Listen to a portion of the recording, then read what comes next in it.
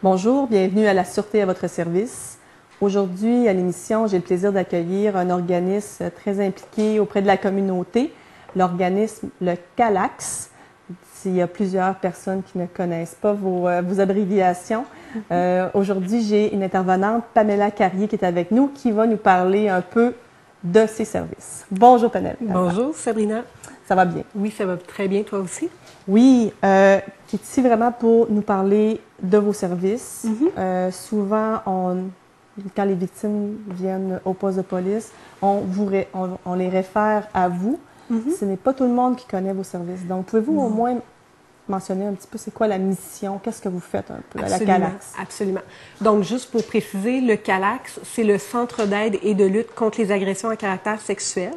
Donc, on est un organisme communautaire qui vient en aide aux adolescentes de 14 ans et plus et aux femmes qui ont vécu des agressions à caractère sexuel. Donc, c'est notre mission première. C'est sûr, on dit 14 ans et plus parce que les jeunes filles ont droit d'avoir la confidentialité à partir de cet âge-là. Par contre, les jeunes filles de 12-13 ans là, pourraient également là, communiquer avec nous et avec l'accord des parents, on pourrait leur offrir des services. Okay. Vous êtes situé à quel endroit? On est situé à Joliette. Par contre, on dessert 3 MRC et demi. Donc, on fait Joliette, la Matawini, le nord de Montcalm et Dautré. Okay. Donc, on est un grand territoire. On va peut-être demander à la population s'ils veulent aller chercher un papier, un crayon. Peut-être mentionner votre numéro de téléphone où est-ce qu'on peut vous rejoindre, puis le répéter au courant un peu plus loin. Là. Oui, absolument. Donc, vous pouvez nous rejoindre au 450-756-4999. Et pour les personnes que ça sera un interurbain d'appeler à Joliette, on a notre numéro sans frais qui est le 1-866-756-4999 également. Vos dépliants sont aussi disponibles à plusieurs endroits. CLSC, les postes de police. Vous pouvez aller directement à la CALAX. Donc, c'est ces petits dépliants qui expliquent un peu... Donc, on a notre dépliant du CALAX qui explique nos services, notre mission et tout ça avec nos numéros de téléphone également. Et ça, c'est le dépliant de la ligne nationale qui est une ligne disponible 24 heures sur 24, 7 jours sur 7, sans frais également. Donc, au 1-888-933-9007. Donc, des fois, le CALAX n'est pas ouvert en pleine nuit. Hein, donc, des fois, on choisit pas quand on se sent pas bien et qu'on a besoin de parler. Donc, c'est une ligne qui est disponible là, pour les victimes en dehors des heures d'ouverture. Comment ça fonctionne au niveau quelqu'un a vécu une agression, vous appelle? Est-ce que vous avez un cheminement, un protocole que vous faites avec eux? Oui.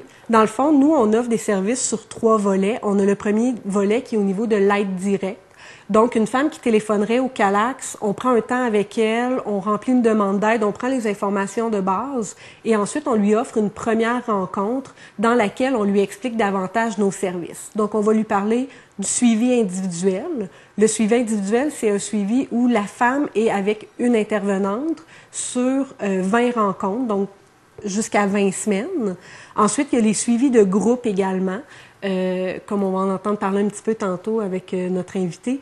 Donc, le suivi de groupe, la femme va avoir une rencontre d'information pour venir voir comment elle se sent au CALAX, comment elle se sent en présence de d'autres femmes, donner des informations aussi sur le groupe, les différents thèmes, et le groupe dure 22 rencontres. Sinon, on a aussi les cafés-rencontres. Donc, ça, c'est un peu comme le groupe, mais en moins officiel, moins... on va moins en profondeur, mais c'est aussi des objectifs pour briser l'isolement des femmes, pour qu'elles puissent se retrouver dans un milieu sécuritaire, pour venir parler là, un peu de leur cheminement. Et c'est un groupe, le Café Rencontre est un groupe qui est ouvert. Donc, les femmes peuvent venir quand elles le veulent ou ne pas venir quand ça leur tente pas. Tandis que le groupe de cheminement est un groupe qui est vraiment fermé. Donc, c'est les mêmes 8 femmes et les mêmes 8 femmes qui vont débuter et qui vont terminer. Vous êtes pas toute seule comme intervenante, vous devez être un groupe. Et vous faites aussi de la prévention au niveau des écoles? Absolument. Donc, on se dit, c'est bien beau d'offrir de l'aide directe, hein, parce que c'est important que les victimes reçoivent l'aide dont elles ont besoin. Par contre, les agressions sexuelles, c'est quelque chose qui est de société, hein, c'est un problème de société qui concerne tout le monde. Donc, pour nous, notre objectif, ça serait qu'il n'y en ait plus d'agressions sexuelles.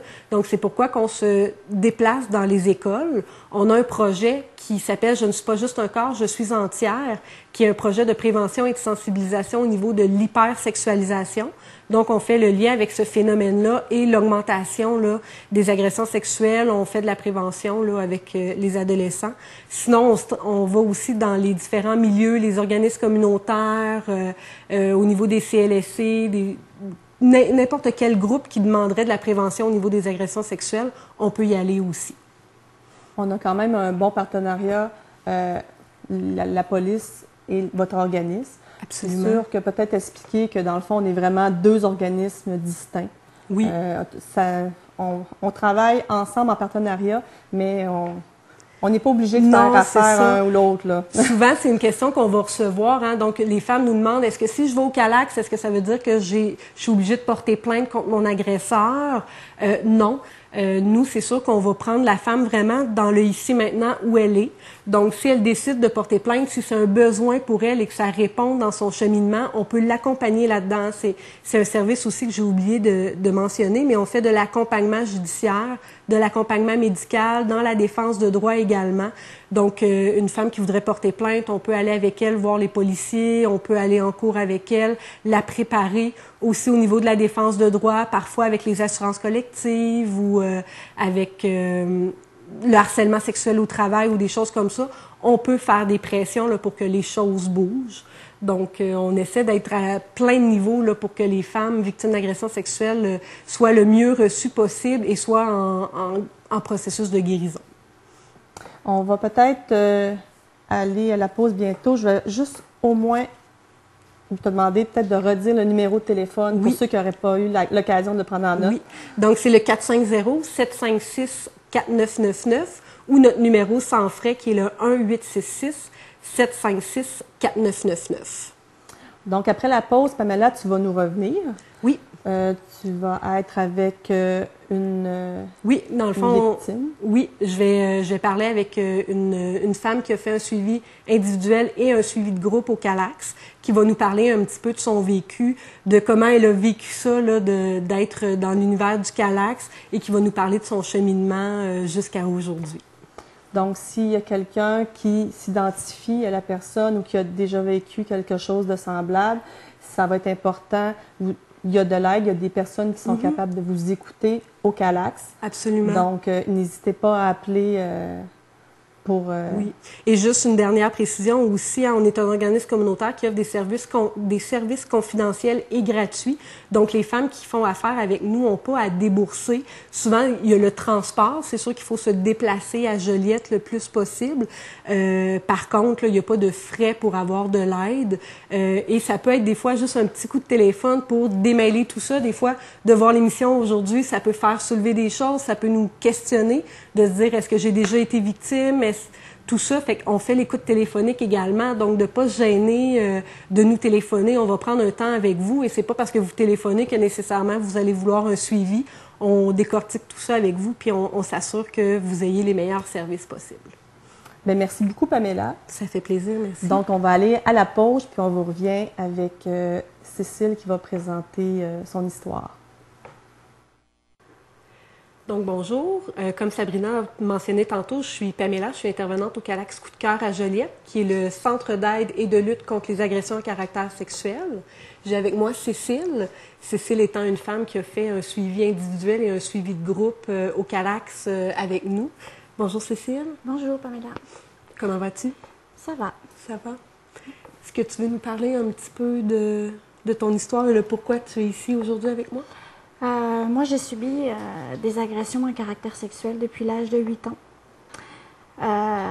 Pendant plusieurs années. Et ensuite, mon premier conjoint aussi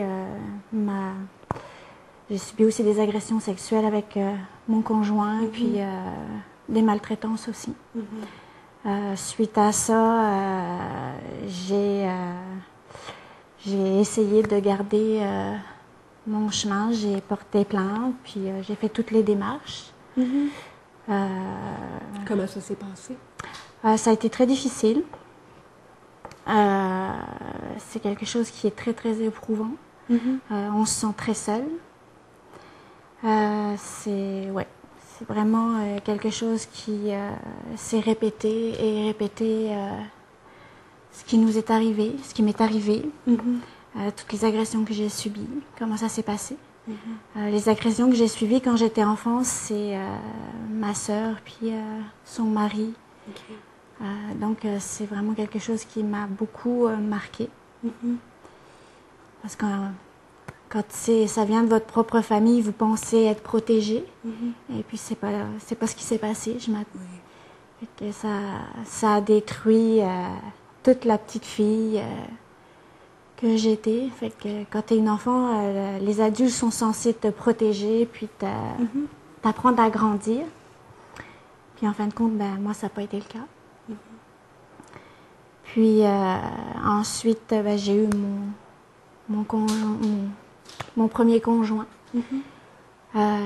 qui avait des gros problèmes d'alcool et qui également me forçait à avoir des relations avec lui quand il buvait beaucoup. Et que c'est ça. Qu'est-ce qui a fait que tout ça a arrêté? Le jour où j'ai décidé que ça suffisait. Il s'est passé, on peut dire, survécu pendant 30 ans avec cette douleur-là. J'ai essayé, on est comme une victime. Moi, en tant que victime, j'ai comme été en survie. C'est-à-dire que toute la détresse, la douleur que tu ressens, tu la mets au plus profond de toi. Puis tu vis. C'est un semblant de vie, mais tu vis. Et puis tu passes les années, puis tu penses que tu vas arriver à t'en sortir. Puis il fait qu'à un moment donné, il arrive un événement où t'éclates. Donc, pendant plusieurs années, tu t'es comme construit une façade, Ouais. une nouvelle personnalité, une nouvelle Cécile, que c'est ce que tu présentais aux gens. Ouais. Comme quoi, cette Cécile-là, elle n'a pas de douleur, elle n'a pas de blessure, mais en dedans de toi, ça brassait beaucoup. Oui. Oui. Ouais. Je pense que moi, j'ai tellement eu honte. Je me suis sentie coupable. Parce que je pensais que c'était de ma faute. Fait que j'ai eu honte, j'ai eu coupable, j'ai été en colère, triste. J'ai demandé de l'aide. Je ne l'ai pas eu. J'ai pas eu cette écoute-là, que ce soit de ma famille. On m'a comme regardé de l'air de dire non, c'est impossible, t'es folle. Donc, on t'a pas cru. On m'a pas cru du tout. Fait que ça a fait en sorte que je me referme encore plus. Et puis que je me dise, bon, ben regarde, c'est de ta faute. Puis c'est pas le cas. Non. C'est ça. Quand il arrive un moment où tu as un événement plus fort que d'autres dans ta vie, puis cet événement-là a fait que j'ai explosé en 1000 morceaux. Puis je me suis retrouvée au CLSC. Tu avais quel âge à ce moment-là? J'avais 39 ans. 39 ans. Ouais. Donc, quand tu dis j'ai gardé ça pendant 30 ans, Ouais. ça a été à l'aube de tes 40 ans, là, quand il y a eu un trop-plein. Ouais. Donc, tu es allée au CLSC. Oui. J'étais au CLSC, puis j'ai rencontré une intervenante. J'ai commencé à raconter mon histoire, puis là, elle m'a dit regarde, je vais t'envoyer au Calax. Elles sont mieux équipées pour t'aider. Puis c'est comme ça que mon cheminement a commencé avec la Calax. Puis comment ça s'est passé la première fois que tu as pris le téléphone pour parler au Calax? Le premier contact que tu as eu? Le premier contact que j'ai eu, ça je m'en souviendrai toujours, parce que ça m'a beaucoup comme libérée d'une certaine façon. C'est l'intervenante du CLSC qui avait appelé la Calax. Fait que la Calax m'a rappelé. Mais on revenait des commissions avec mon époux. Puis j'étais dans l'auto et le téléphone a sonné. Puis je suis restée 1 heure à parler avec une intervenante de la Calax dans l'auto. je me suis... ça a été comme... dès que j'ai entendu sa voix qui me dit OK, c'est l'intervenante de la Calax. Qu'est-ce que je peux faire pour toi? Comment je peux t'aider? Ça a été comme une explosion, puis c'est toute ta sortie. Je me suis même pas rendu compte du temps que j'avais passé avec elle. C'est comme l'écoute que tu avais tant couru après. À ce moment-là, tu l'as retrouvée. C'est juste la petite, tu sais, juste le mot, qu'est-ce que je peux faire pour t'aider? Puis ça a comme tout déclenché, puis là, j'ai tout laissé partir. OK. Ouais. Puis ensuite, comment ça s'est passé pour toi? Ensuite, j'ai été conviée à une réunion d'information parce que je devais faire le groupe au départ. Puis c'est avéré qu'avec mon emploi du temps, c'était pas possible. Fait que j'ai fait un suivi individuel qui a duré à peu près 22 semaines, mais avec toi. Ça m'a beaucoup aidée. Ça m'a permis de reprendre ce qui m'appartenait. Puis la première chose que je suis très fière d'avoir fait, c'est la première fois où j'ai pu te dire haut et fort que c'était pas de ma faute. Fait que ça a été un moment marquant pour toi. Oui. D'aller enlever cette culpabilité-là, puis au bout de 30 ans, d'être capable de dire... Oui, puis d'avoir la réception, puis l'écoute, de me dire, OK, là, tu es à ta place, puis tu as quelqu'un qui est là pour toi, tu as une équipe qui est là pour toi, puis elle te croit. Ça a été très, très important pour moi. De ne pas... de me sentir moi. Puis, c'est ça. Mais d'avoir été capable de dire haut et fort, c'est pas de ma faute. Puis, Dieu sait que j'ai eu du mal à le dire. Parce qu'au début, c'était vraiment, c'est pas de ma faute. Tout petit, mais, tiens, à force de le pratiquer, puis de l'insérer, puis de le pratiquer souvent, puis me dire oui. Regarde, c'est pas de ta faute. On t'a imposé quelque chose. Et c'est ça qu'a... Puis on n'a pas de doute aujourd'hui quand tu le dis que c'est senti en dedans de toi. Oui. Au niveau de cette responsabilité-là qui ne t'appartient pas du tout. Non. Ça, c'est une responsabilité que je redonne à mes agresseurs. C'est ça aussi que je trouve qui est très important pour une femme qui est victime, c'est de se redresser, puis de redonner la responsabilité de l'agression à nos agresseurs.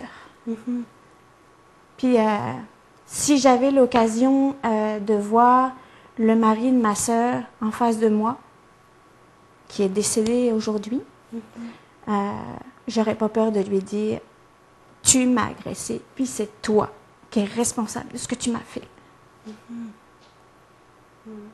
De reprendre ce pouvoir-là sur toi, sur ta vie, de reprendre le contrôle, puis de dire « Vous n'avez pas à avoir cette influence-là sur moi encore aujourd'hui. » Non. Après ton cheminement individuel, on a travaillé au niveau de la culpabilité. Est-ce qu'il y a d'autres choses qui ont été travaillées? La confiance en soi. OK. La peur. L'instinct de survie, essayer de ne plus être en mode autodéfense, survie. Parce que quand on est agressé, on a souvent tendance à... Notre douleur est tellement intense qu'on focalise sur les autres. On s'oublie complètement. On a tellement mal. Parce que si tu te centres sur toi, tu vas ressentir cette douleur-là. Oui. Tandis que si je me centre sur l'autre... Oui. Fait que c'est vraiment, c'est comme... tu te dédoubles en fin de compte. C'est un masque qu'on se met pour que les gens voient qu'est-ce qu'ils ont envie de voir, mais que derrière, c'est une souffrance aiguë. Comme je t'ai dit, souvent, quelqu'un qui a un accident de voiture ou une maladie, physiquement, où tu le vois. Mais moi, en tant que victime d'agression, puis je pense que c'est Les autres femmes doivent le ressentir, je pense, comme ça. On a l'air parfaitement normal, fonctionnel. Il n'y a pas d'étiquette dans votre front C'est qui ça. dit victime d'agression sexuelle. Ça se voit pas sur nous. Mais cette souffrance-là, puis cette douleur-là, c'est des plaies ouvertes à toute grandeur de toi. Donc, la confiance en soi, la culpabilité. Ouais. Par après le suivi individuel, il y a eu le groupe. Ouais. Entre les deux, il y a eu le cours d'autodéfense aussi. Oui, ça a été merveilleux. Quand vous m'avez proposé de suivre le cours d'autodéfense, ça a été une libération, ça. Okay. Parce que non seulement j'ai appris des méthodes pour me défendre, mais ça a été beaucoup plus large que ça. Autant sur l'estime de soi que désamorcer un conflit. Okay. Puis surtout se centraliser sur mon bien-être, puis ma protection à moi. Ça, j'ai adoré ça. Okay. Et je l'ai suivi d'ailleurs 2 fois. Parce que j'ai vraiment... Puis on a eu un professeur qui était extraordinaire aussi, qui fait partie des Calax aussi. Oui. Puis ça a été vraiment... non, ça a été vraiment bénéfique de faire ce cours-là. Ouais. Excellent. Si tu me parlais un petit peu plus du groupe, la différence peut-être entre un suivi individuel, le suivi de groupe? Ben, c'est sûr que le suivi individuel, j'ai été toute seule avec toi. Puis avec le groupe, j'ai partagé mon histoire avec d'autres femmes qui ont eu aussi des agressions. Fait qu'on avait chacune notre histoire propre. J'ai trouvé le groupe plus difficile pour moi. Pourquoi? De raconter mon histoire devant d'autres personnes. Peur du jugement. Peur de la pitié. Me dévoiler alors que je ne l'avais pas. J'avais tout gardé. Ça a été très difficile.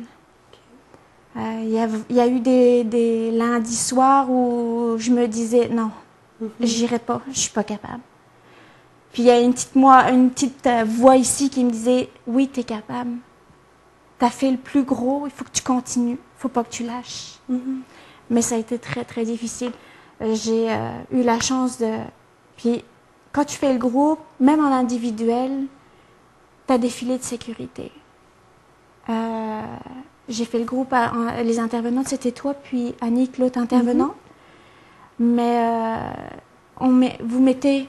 Tu sais, on a des balises de sécurité. On se met des règles claires, des règles que ça dérape pas, puis on est capable de se ramener. Oui.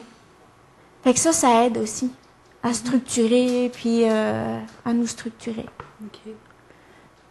Non. Je me suis créé aussi des liens très forts avec les autres femmes aussi. OK. Ouais. Que vous continuez de vous voir, si je ne me trompe pas. Hein? Oui, on continue à se voir, puis quand on a besoin les unes des autres, on sait qu'on est là. Les Calax, toi aussi, tu es là, parce qu'on a toujours peur, quand ça arrête, de se retrouver seul. Puis c'est pas le cas. Parce que vous êtes là pour nous rassurer, puis nous dire, regarde, tu n'es pas toute seule. Ton filet de sécurité, il est encore là. J'ai mon chemin à faire moi-même, mais je le sais que si j'ai besoin d'une rencontre ou d'appeler parce que je me sens mal, je sais que vous êtes là. Avant de terminer, peut-être en quelques mots, ce serait quoi le message que tu voudrais laisser aux gens qui t'écoutent aujourd'hui? Je voudrais dire aux femmes qui ont été agressées qu'il ne faut pas qu'elles aient honte. Il ne faut pas qu'elles aient peur. Il ne faut pas qu'elles gardent cette douleur-là pendant des années en elles.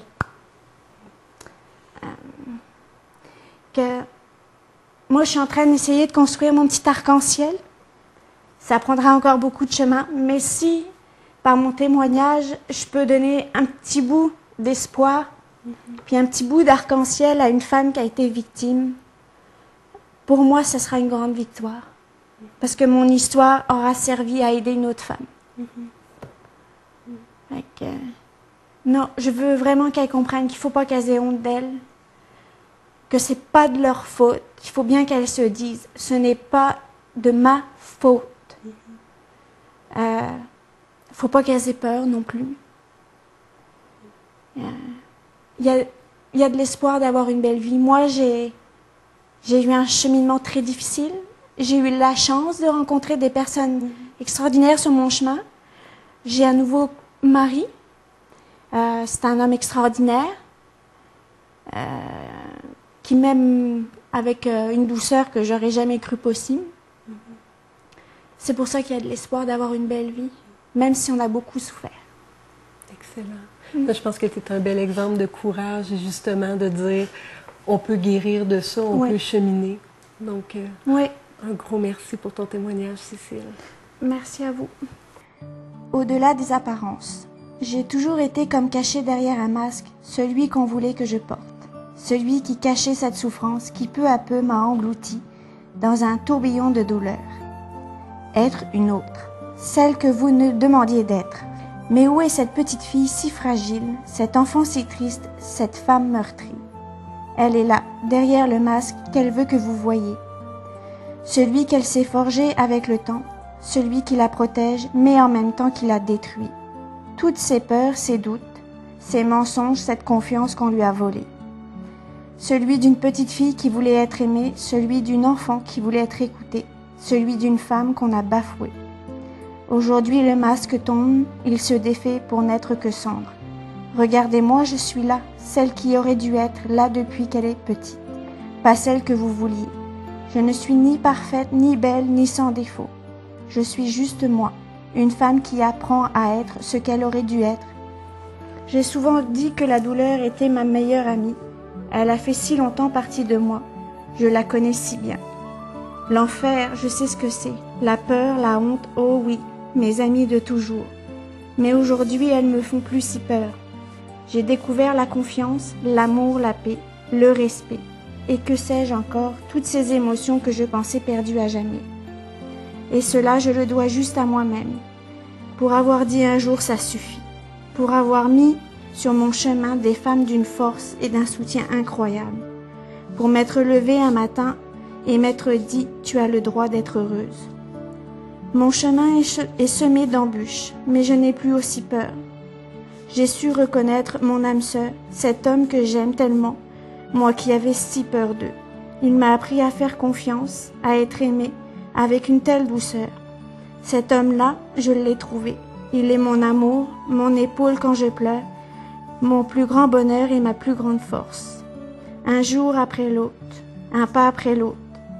Ce n'est pas toujours facile, mais je sais que moi aussi j'ai le droit au bonheur. Ne vous cachez pas derrière ce que vous n'êtes pas. Ça, c'est l'une de mes plus grandes victoires.